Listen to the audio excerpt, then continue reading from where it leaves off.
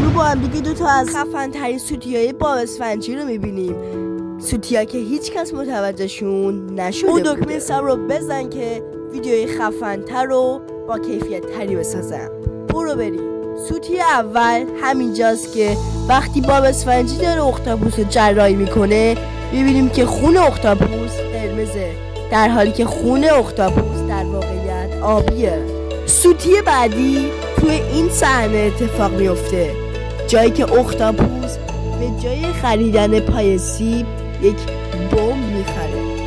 ولی اگر کمی دقت کنیم وقتی اختاپوس اون کیک رو میندازه روی میز آقای خرچنگ هیچ اتفاقی نمیفته.